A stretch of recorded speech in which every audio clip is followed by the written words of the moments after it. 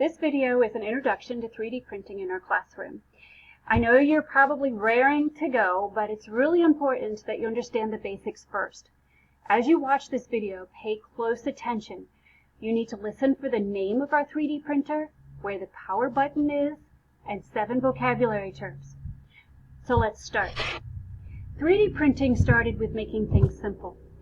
Pencil holders, ornaments, jewelry, even toys. Very quickly, printed things became more useful. Vacuum cleaner parts, a dustpan and brush, a face mask for going out in public during the COVID-19 pandemic. Today, the things being made from 3D printers are truly amazing. NASA prints parts for rockets and satellites. Companies are printing entire cars and houses. Medical field is printing prosthetics for humans and animals. There are 3D printers that print using different types of wood and metals. My favorite type of 3D printer actually prints out food.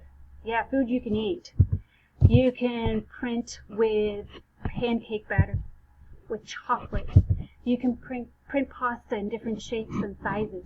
You can even print out your own pizza. Now, our 3D printer is a flash forge. And no, it doesn't print with food, it prints with plastic. And the power button is located behind the machine, right here next to the power cord. And when you do hit that power button on, you are going to hear a series of really loud beeps, so don't be startled. Everything is working properly.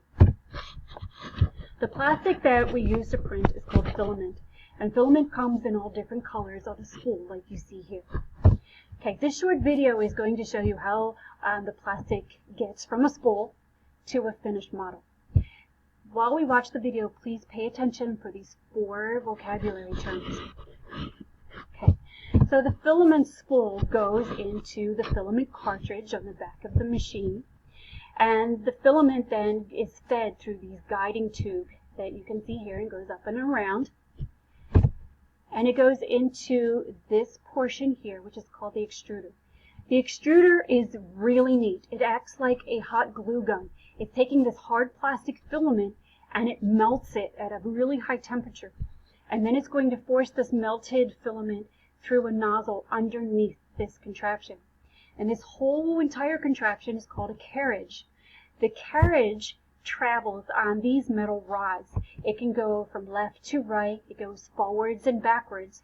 It directs the melted filament where to go so that it's printing your project properly. Okay, and so we go underneath this carriage and you can see where the nozzle is located right here. Remember that this nozzle gets really, really hot, so please do not touch it. Okay, this portion here is called the build plate.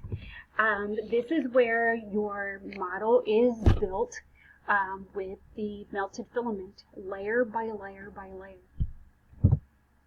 Now, our printer doesn't know what to print until you tell it. Unfortunately, it doesn't speak English or Spanish or even French. The only way to communicate with your printer is through G-code. G-code is the language our printer understands. And thankfully, you don't even need to learn how to speak it because we have software that does it for us. And that software that we're going to use is called Flash Print. Okay, this video is going to show you how our model gets to the 3D printer using G-code. Okay, so you'll see my model is all ready to go on my computer. And it's already in G-code, and that G-code gets fed into the 3D printer.